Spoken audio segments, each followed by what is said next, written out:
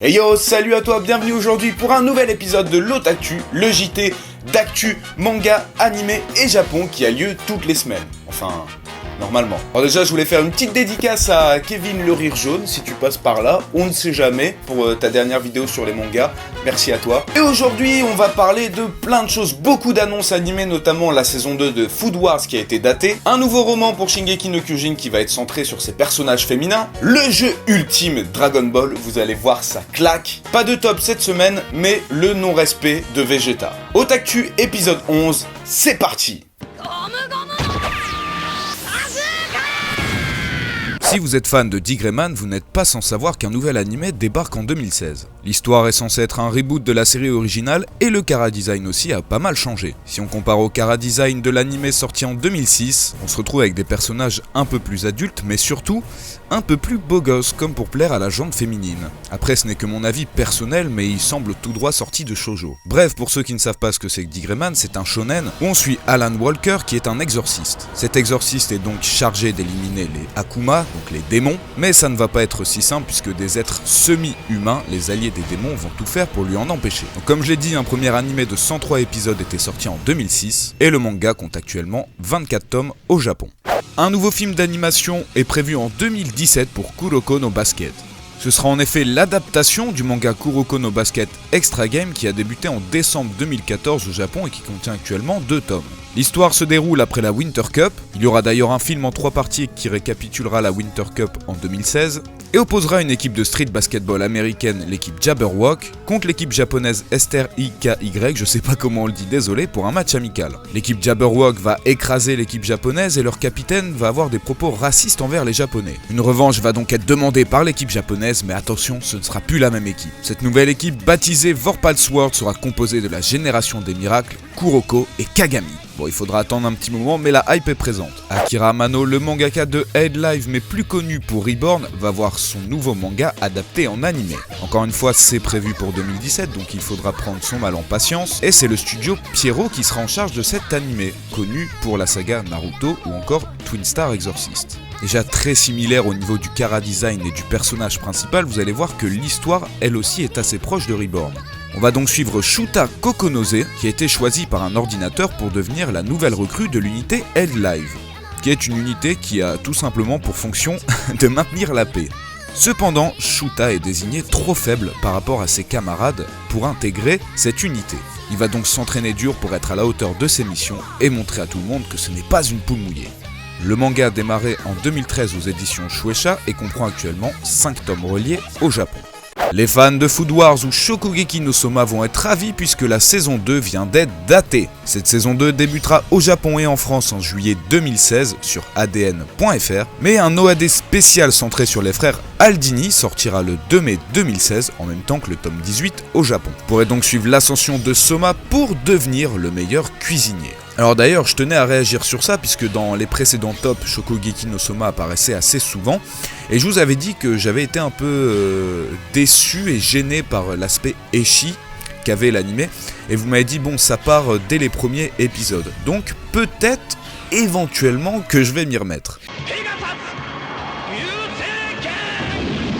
Toujours pas de date pour la saison 2 de l'anime Shingeki no Kyojin, mais le roman L'attaque des titans Lost Girls a été daté en France. Il sortira en effet le 13 avril 2016 chez les éditions Pika Roman. Dans ce roman, nous allons suivre 3 aventures inédites centrées sur Mikasa et Annie. La première, Lost in Cruel World, nous montre la rencontre entre Mikasa et Eren. La deuxième, intitulée Waltz in a Goodbye, est tout simplement une enquête menée par Annie alors qu'elle vient d'entrer dans les brigades spéciales. Et enfin, la dernière histoire intitulée Lost Girls mettra en opposition Annie et Mikasa. A noter qu'une adaptation de ce roman en manga a débuté en 2015 au Japon. En tout cas pour ceux qui parlent de l'anime, croyez-moi que ce sera pas mars ni avril, peut-être cet été, et encore, je pense qu'on devrait plus parier sur septembre-octobre. Ok, maintenant vous commencez à avoir l'habitude, on va parler de mes lectures manga cette semaine. Comme d'hab, pour avoir mon avis plus poussé et plus en détail, je vous mets un lien dans la description de mon Facebook de Critique Manga. En premier lieu, j'ai lu la suite de Tokyo Ghoul Re, un tome bien compact où le nouveau personnage Aiz est très mis en avant, et l'ajout d'anciens personnages par-ci par-là, pour enfin tous se retrouver à la fin du tome. J'ai vraiment passé un bon moment, je lui ai mis un 4 sur 5.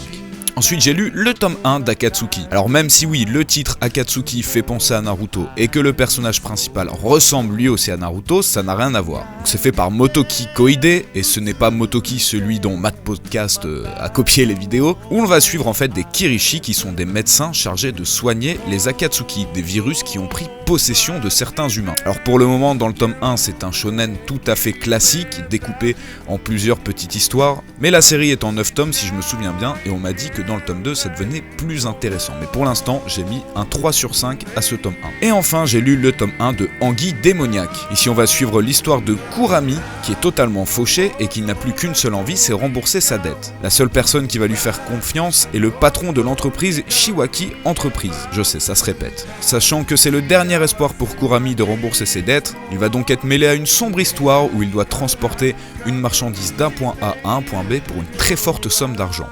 Un manga où la tension est très présente et vous donnera envie de lire toute la série d'un coup. Je lui ai mis un 4,5 sur 5 pour ce premier tome.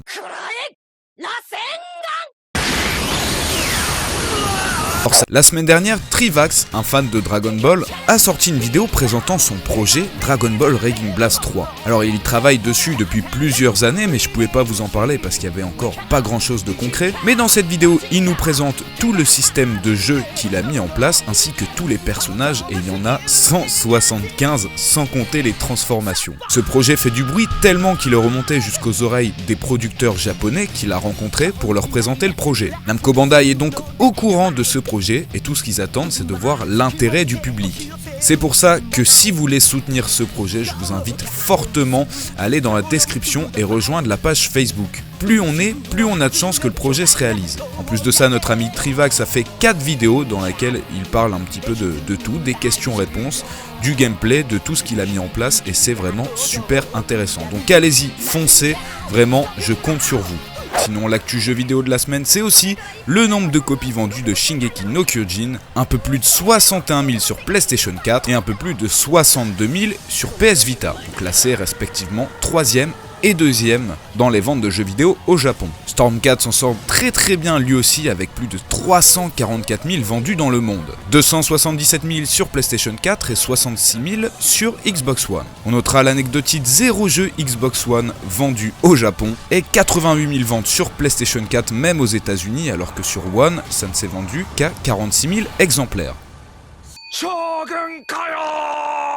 Bon, cette semaine j'ai rien trouvé d'intéressant pour les tops, mais le retour des goodies avec cette magnifique figurine de Vegeta-sama. Alors cette figurine sortira dans la gamme Figuart Zero EX chez Bandai, et donc comme vous l'avez reconnu, c'est Vegeta en mode Super Saiyan. Donc il fera 22 mètres de haut, comptant sa mèche rebelle en pic tout en haut. Et waouh! À niveau détail, je pense qu'on peut difficilement faire mieux. Le mec, ses cuisses sont tellement dessinées qu'on dirait des gouttes d'eau. Bon, par contre, je trouve qu'il a des petites fesses, mais ça n'engage que moi. Bon, sans rire, une figurine de Vegeta aussi classe, eh ben c'est mortel. En plus, il aura un petit socle avec écrit dessus Vegeta en lettres dorées. Bon, par contre, il faudra débourser 9000 yens au Japon, donc entre 70 et 75 €, donc ça sort au mois de juillet. Et en Europe, eh bien, on aura le droit à la distribution officielle via Tamashii Nation en septembre-octobre. Et j'espère que je pourrai vous la présenter parce que celle-là, il me la faut dans ma collection. Bon, vous pensez tous comme moi que Vegeta est super stylé? Je vous laisse regarder ça.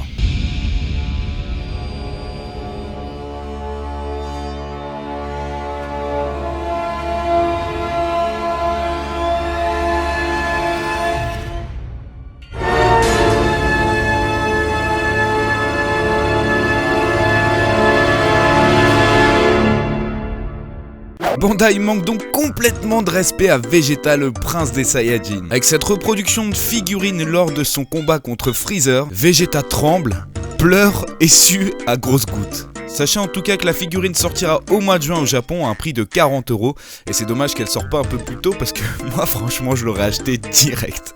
Merci à tous d'avoir regardé cette vidéo, n'hésitez pas à lâcher le petit pouce en l'air si ça vous a plu, à partager et à vous abonner. Quant à moi, je vous dis à la semaine prochaine à la Made in Asia de Bruxelles pour les plus chanceux d'entre vous. Et n'hésitez pas à me suivre sur les réseaux sociaux qui sont dans la description pour ne rien louper. Merci à tous et à bientôt. Ciao.